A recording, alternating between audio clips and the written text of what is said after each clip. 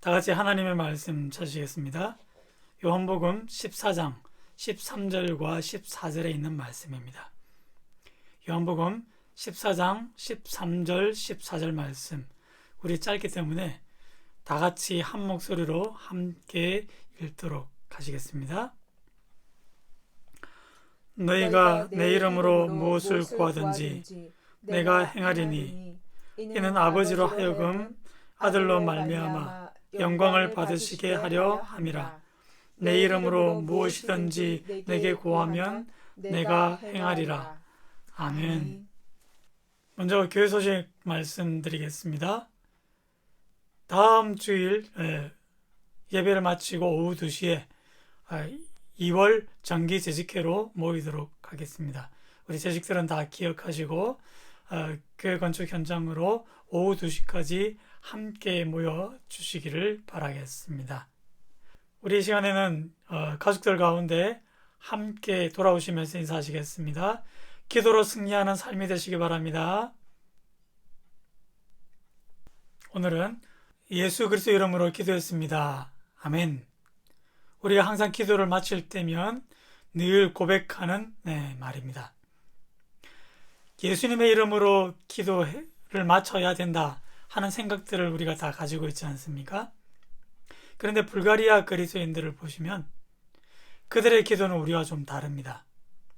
예수님의 이름으로 기도했습니다 하는 이 고백 없이 그냥 아멘으로 기도를 마치게 됩니다.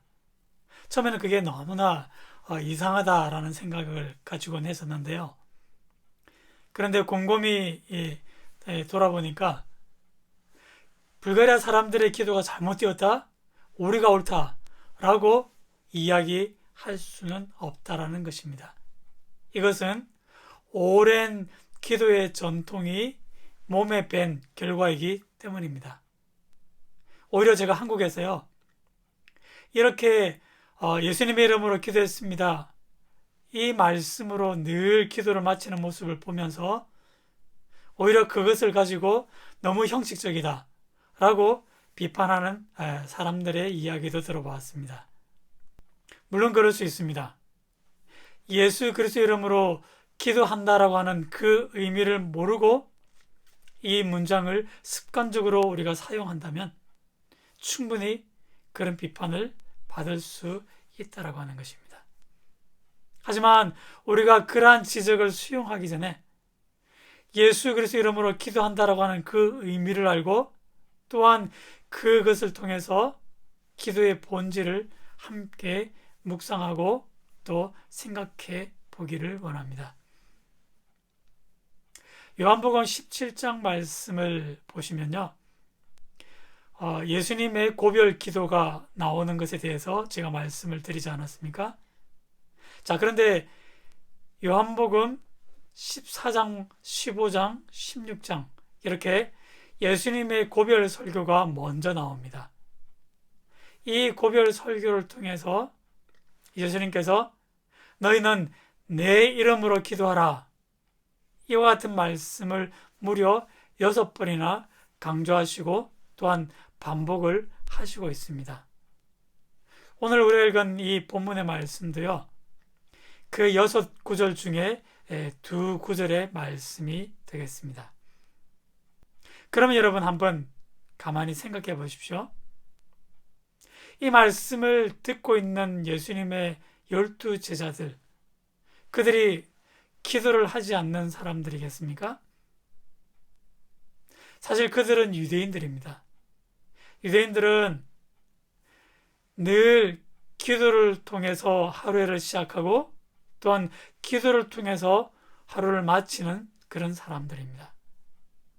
그래서 그들은 언제나 성전과 회당과 또 자기 집에서 어떤 축제나 식사 시간이 되면 늘 기도로 시작하고 또한 기도로 마쳤던 것이죠. 한 가지 우리가 생각해 볼 점은요, 그들은 식사 끝나고 나서도 기도로 식사를 마쳤다라는 점에서 우리보다 더 기도에 대해서 열심을 기울인 사람들은 아닐까요? 이와 같이 그들은 언제나 기도의 습관을 가진, 정말 기도가 생활에 몸에 밴 그런 생활을 하는 사람들이었습니다. 그런데 그런 제자들에게 예수님께서 기도하라, 기도하라. 결코 그것은 그들이 기도에 게으른 사람들이기 때문에 이 말씀을 주신 것이 아니라는 것이죠. 오늘 예수님이 하신 말씀을 잘 들어보십시오. 기도하라고 할 때 단서가 붙어 있지 않습니까? 내 이름으로 기도하라. 그렇죠? 네, 분명히 다릅니다. 내 이름으로 기도하라. 구약 이스라엘 백성들을 보시면 그들은 예수님을 만나지도 못했고 또 예수님을 알지도 못하던 사람들이었기 때문에 그들의 기도 속에서는 예수님의 이름이 언급될 리가 없는 것은 너무나 당연할 것입니다. 그러니까 비록 예수님께 배웠던 제자들일지라도 우선은 그들이 유대인이라는 것이죠. 예수님의 이름을 언급하지 않는 기도 생활에 더 익숙한 사람들입니다.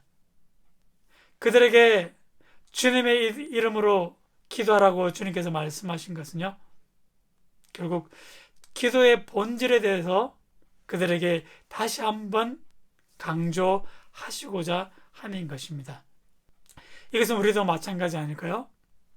예수님의 이름으로 기도합니다. 그 말의 의미를 우리가 잘 깨닫지 못하고 습관적으로 기도를 끝내기 위해서 이 문장을 계속적으로 사용한다면 과연 우리의 기도 생활이 구약 이스라엘 백성들과 무엇이 다를 바가 있겠습니까? 반대로 우리가 그 의미를 이해하고 또 그 의미를 잊어버리지 않기 위해서 기도할 때마다 예수님의 이름으로 기도합니다 라고 늘 고백한다면 우리의 기도가 능력의 기도요, 응답받는 기도로 더욱더 풍성하게 기도 생활을 감당할 수 있는 그런 힘을 공급받게 될 것입니다. 그러므로 이 구절이 의미하는 바를 우리가 예수님의 가르침을 따라 함께 묵상해 보도록 하겠습니다. 예수님의 이름으로 기도한다는 것은요, 첫째로 마음속에 위로가 넘치고 평안을 가져다 주는 은혜 특권이라고 하는 것입니다. 지금 예수님께서 제자들에게 고별 설교를 하시고 있지 않습니까? 제자들이 자꾸만 이렇게 묻습니다. 주여 어디로 가시나이까? 주님께서 가시는 곳이 어디입니까? 왜냐하면 주님께서 자꾸만 이렇게 말씀하시기 때문입니다. 내가 너희를 위하여 처소를 예비하러 가노니 가서 처소를 예비하면 내가 다시 와서 너희를 내게로 영접하여 나 있는 곳에 너희도 있게 하리니. 그러니까 주님께서 지금 자꾸만 어디로 가신다고 하시는 것입니다. 그런데 제자들은 그것을 알 수가 없으니 자꾸만 물을 수밖에 없는 것이죠. 근데 중요한 것은요, 더 이상 주님이 이제 자신들과 함께 계시지 않을 수도 있겠구나, 그런 마음의 두려움이 제자들을 자꾸만 찾아오는 것입니다. 도마가 그러하고요, 빌립이 또한 그렇게 자꾸만 묻습니다. 그러다 보니까 전체 제자들도 서로 이렇게 수근거리기 시작합니다. 선생님께서 지금 도대체 무슨 말씀을 하시는지 모르겠습니다. 자꾸만 그렇게 제자들이 동요하고 있는 것이죠. 사실 지금 보시면 대제사장의 무리가 어떤 음모를 꾸미고 있는지 사실 분위기가 너무나 긴박하게 돌아가고 있다는 것, 제자들도 눈치를 채고 느끼고 있는 부분일 것입니다. 그런 마당에 주님께서 더 이상 자신들과 함께 계시지 않을 것이다. 얼마나 그들의 마음이 불안하고 또 큰 염려가 생기곤 하겠습니까? 그런데 그럴 때 13절 말씀에서 예수님은 내 이름으로 무엇을 구하든지 내가 행하리니 그렇게 말씀하십니다. 무엇을 구하든지 내가 행하겠다. 이것은 하나의 전제를 깔고 있는 말씀인데요. 예수님께서 제자들이 구하는 것을 행하시려면 제자들이 기도할 때 예수님께서 그 기도하는 자리에 제자들과 함께 계셔서 그 기도를 들으셔야 한다라고 하는 것이죠. 물론 지금처럼 육신적으로 예수님께서 제자들과 함께 계시는 것과는 달리 그것은 예수님께서 제자들과 영적으로 함께 하시겠다는 의미입니다. 그러니까 여기서 중요한 것은요, 너희가 기도하면 그 기도를 내가 빠짐없이 듣고 실행하시겠다. 하나님께서 예수님께서 약속을 주신 것이죠. 지금은 그들이 두렵고 떨리는 가운데 있지만 나중에 그들이 사도가 되어 복음을 전할 때 그들이 기도할 때마다 주님께서 나와 함께 하시는구나. 그 사실을 느낀다면 얼마나 그것이 그들에게 큰 힘이 되고 위로와 평안을 가져다 주는 것이겠습니까? 그렇다면 우리가 생각할 것은요, 이 기도의 약속은 오늘날 우리에게도 여전히 유효하다라는 사실입니다. 나를 위해 당신의 생명까지 아끼지 않으신, 그렇게 사랑하시는 주님께서 우리가 기도할 때마다 그 기도의 자리에 함께 하시고 우리가 하나님께 하려는 모든 기도의 언어를 다 듣고 실행하시겠다. 여러분, 이것만큼 우리에게 큰 힘이 되는 것이 없으셔야 할 줄로 믿습니다. 우리도 불안해하고 염려하니까 자꾸만 주님께서 이 말씀으로 기도하라, 그렇게 강조하시는 이유가 되지 않겠습니까? 그러므로 우리의 마음속에 있는 그 불안과 염려를 떨쳐낼 수 있는 가장 큰 힘은 바로 기도 때마다 주님께서 우리와 함께 하시는 것인 줄 여러분 믿으시기를 바랍니다. 둘째로 예수님의 이름으로 기도한다는 것은요, 예수님의 제자로서 하나님께 직접 호소할 수 있는 그런 특권을 허락하신다는 것입니다. 사실 세상에서도 높은 사람들 만나는 것은 결코 쉬운 일이 아닙니다. 그렇죠? 예. 멀리 창세기에서 요셉이 바로왕을 만날 때를 여러분 한번 생각해 보시길 바라겠습니다. 오랫동안 요셉은 감옥에서 생활하며 얼마나 깨지지하고 또 그런 누추한 모습이었겠습니까? 신하들이 볼 때 이러한 누추한 모습으로는 도저히 왕을 만날 수 없다, 그렇게 생각을 했겠죠. 요셉을 데려다가 정성껏 씻기고 그리고 깨끗한 옷으로 갈아입힙니다. 그러면서 성경엔 나오지 않지만 요셉에게 왕 앞에 가서 어떻게 행동하고 말을 해야 될지 아마 많은 주의를 또 교육을 시키지 않았겠습니까? 왕 앞에 이야기할 때는 말투는 이러이러해야 하고, 그리고 묻는 말 외에는 대답하지 말 것이며, 그리고 대답할 때도 왕을 두 눈으로 똑바로 쳐다보지 말고, 그리고 고개를 숙여서 그 눈을 피해야 할 것이다 등등, 그죠? 예. 여러 가지로 왕을 만나는 그런 주의사항을 그에게 일러주었을 것입니다. 하물며 여러분, 세상의 왕을 만나는데도 이러한 준비가 필요하다면 우리가 하나님을 만나러 가는데 그저 친구를 만나듯이 아무런 부담 없이 편하게만 우리 좋은 대로 만날 수 있겠습니까? 실제로 구약 성경을 보시면 죄인으로서 죄를 가지고 하나님을 만나는 것은 결국 죽음과 같다. 그렇게 생각했던 많은 사람들의 이야기 우리가 읽어 볼 수 있습니다. 그러나 우리의 모든 죄를 사하신 예수님께서 너희는 수시로 하나님 앞에 나아가 그분을 배우며 너희가 원하는 것은 무엇이든지 내 이름으로 하나님께 기도하라. 그렇게 주님을 말씀하셨습니다.